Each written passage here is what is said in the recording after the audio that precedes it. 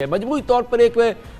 گھمبیر سی صورتحال ہے۔ اسی دوران پاکستان کی امریکہ کی حکومت سے بار بار کوشش رہی کہ وہ آئی ایم ایف پہ اپنا اثر و رسوخ استعمال کرے، وہ ہوا یا نہ ہوا، مگر پاکستان کا مسئلہ حل نہیں ہوا اور پاکستان کے آئی ایم ایف کے مسائل اپنی جگہ برقرار ہیں۔ اس پر سیر حاصل نظر ڈالنے کے لیے ہم جائیں گے واشنگٹن ڈی سی، جہاں پر ہمارے ساتھ موجود ہیں محترم شجاع نواز صاحب،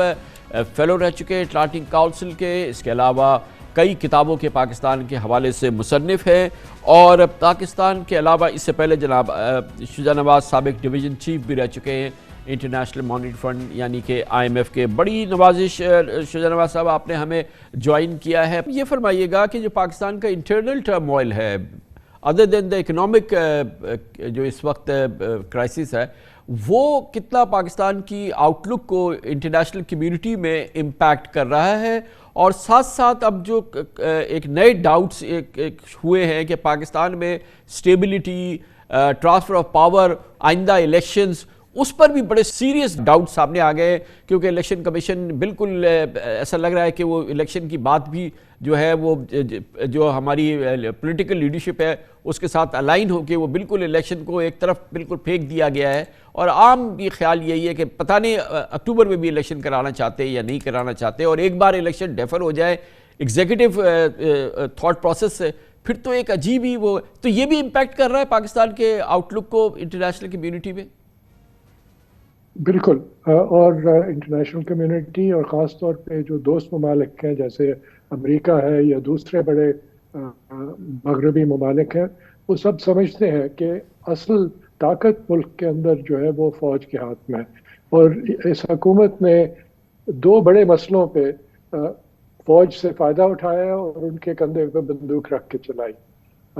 اول تو پشاور کی جو بامنگ تھی مسجد کی، اس کے بعد ایک نیشنل ایکشن پلان کی بات ہوئی، اور وہ بات پھر وہاں کی وہیں چھوڑ دی۔ جو نیشنل ایکشن پلان پہ ایک نیشنل کنسنسس چاہیے تھا وہ نہیں ہوا، اور یہ جس طرح زرداری صاحب نے کیا تھا یا نواز شریف صاحب نے کیا تھا، جب نیشنل ایکشن پلان بنا تو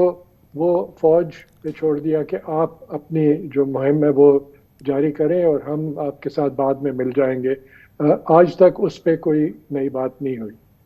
دوسرا الیکشنز کا جو مسئلہ ہے، یہ بھی انہوں نے فوج کے کندھے پہ بندوق چلائی، کیونکہ ڈی جی ایم او جو ہیں انہوں نے کہا کہ ہم سیکیورٹی کے لیے فوج نہیں دے سکتے کیونکہ سیکیورٹی کی صورتحال ملک کے اندر کافی خراب ہے۔ تو یہ جو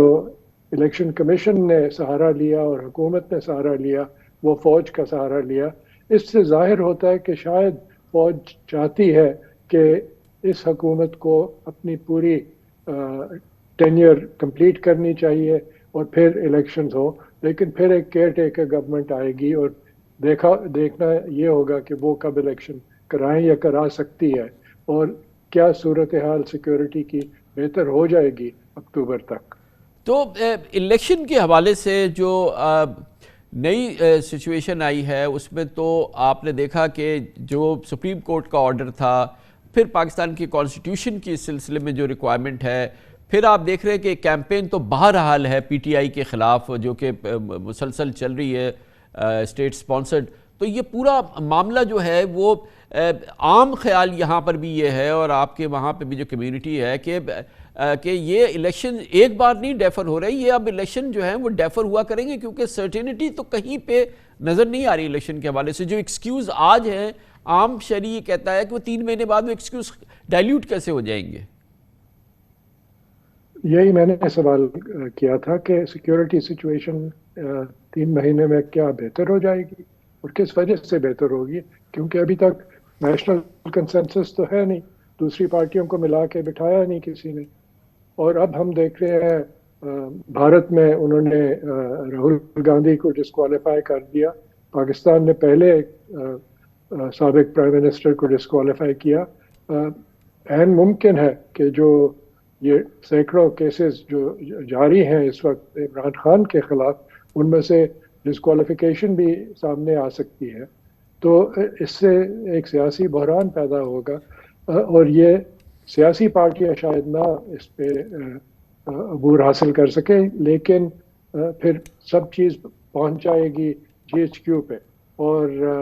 आर्मी चीफ पे कि वो क्या फैसला करते हैं। तो शुजा अहमद साहब ये फरमाइएगा कि इस वक्त हम देख रहे हैं कि यूएस लॉ मेकर्स की तरफ से भी बातें सामने आ रही हैं। फिर हमने ऑब्वियसली ये कुछ ट्वीट्स हैं ज़ल्मे खलीलज़ाद के जो कि काफ़ी कंसिस्टेंट हैं और मुसलसल वो आ रहे हैं, और पाकिस्तान का डायस्पोरा भी है। तो यूएस की जो पॉलिसी है, जो जो जो जो थिंकिंग है, वो कितनी पाकिस्तान की कॉन्टीन्यूटी डेमोक्रेसी और इलेक्शंस और ट्रांसफ़र ऑफ पावर, उस पर कितना इंटरेस्ट है और कितनी एंकर्ड है उस पर?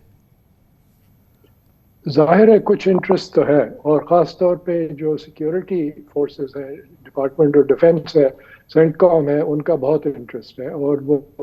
आपने देखा होगा जनरल कुरेला की टेस्टिमनी जो कांग्रेस के सामने उन्होंने पेश की, उनका ज़ाती ताल्लुकात भी हैं जनरल आसिम मुनीर के साथ, जिसका उन्होंने जिक्र किया। लेकिन इस वक्त ज़्यादातर स्ट्रेटेजिक पॉलिसी अमेरिका की वाइट हाउस में बनाई जा रही है, और उस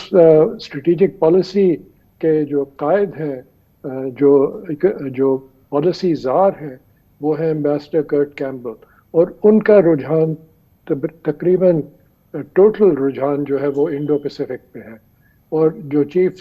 स्ट्रेटेजिक पॉलिसी के हैं सीनियर डायरेक्टर टॉम राइट, उनका भी रुझान इंडो पैसिफिक पे है। उन्होंने काफ़ी हद तक ये फैसला किया है कि पाकिस्तान अब चीन के साथ मिल चुका है, और 3-4 अफ्रीकी ममालिक को भी शामिल किया है इस ग्रुप में, जो कि चीन के साथ मिले हुए हैं। तो अब पाकिस्तान के लिए जो मुश्किल है वो इस ख्याल को दूर करना, इसको रद्द करना, और उसके लिए पाकिस्तान को चाहिए कि वो वाइट हाउस के साथ और कांग्रेस के साथ बातचीत करे, ताकि उन्हें पता हो कि पाकिस्तान सिर्फ चीन के साथ दोस्ती नहीं कर रहा, पाकिस्तान की अमेरिका के साथ भी पुराने ताल्लुकात हैं और दोस्ती कायम है। तो पाकिस्तान के लिए इस पूरी सूरत हाल में, इस क्राइसिस इकनॉमिक सिचुएशन के बाद, इंटरनल टर्मोइल के बाद, इंटरनल डिविजन्स के बाद, इस पूरे माहौल में आपके ख्याल में इंटरनेशनल अपना हमें कोर्स सेट करने के लिए बेस्ट कोर्स सिनेरियो क्या है? हम क्या इमेज, हम क्या सूरत हाल, हम क्या अपने आप को अपने कोर्स को फिक्स करें कि हमारे लिए एक सही सूरत हाल बन सके, हम अपने इस पूरे मामले में एक बेहतर डील हासिल कर सकें? कामरान, मेरे नज़दीक हम बहुत तवज्जो देते हैं बयानिए पे, नैरेटिव पे। हमें ज़्यादा तवज्जो देनी चाहिए असलियत पे, जो क्या असलियत है। और वो असलियत तभी सामने आएगी अगर पाकिस्तान की जुडिशरी, पाकिस्तान की पार्लियामेंट, पाकिस्तान की हुकूमत और अपोजिशन सब जो है वो आइन की तरफ रुख करें, और आइन की ज़ाविये से हर चीज़ को देख के और फैसले करें। उस लिए बहुत ज़रूरी होगा उस चीज़ के लिए कि अगर प्राइम मिनिस्टर फिर कोशिश करें कि तमाम पार्टियों की एक कॉन्फ्रेंस कराएं, जिसमें इमरान खान को भी शामिल करें, ताकि सबकी राय लेके फैसले किए जाएं कि क्या पाकिस्तान के हक में बैठती है बात। जब तमाम ममालिक, बैरूनी ममालिक देखेंगे कि पाकिस्तान ने खुद फैसले किए हैं अपनी सालमियत के लिए, अपनी तरक्की के लिए, तो अपने मुस्तकबिल के लिए, फिर वो आपको मदद देने के लिए तैयार होंगे। जब तक आप ना तैयार हुए तो जाहिर है कि वो भी बैठ के देखेंगे कि ये कहाँ पे मामला खत्म होगा। बड़ी नवाजिश जनाब शुजा नवाज, और बहुत आपका जो कंक्लूजन है जिस हवाले से वही है जो पाकिस्तान में तमाम बाशऊर लोगों का एक दिल की आवाज़ है कि हमें सबको मिलना होगा, और जिसमें कि पाकिस्तान की सियासी क़ुव्वतों को ख़ास तौर पे मिलना होगा, आइन पे, जमहूरियत पे हमें पाबंद रहना होगा, फिर कहीं जाके दुनिया हमें सीरियस लेगी, और यही हमारे लिए एक रास्ता है।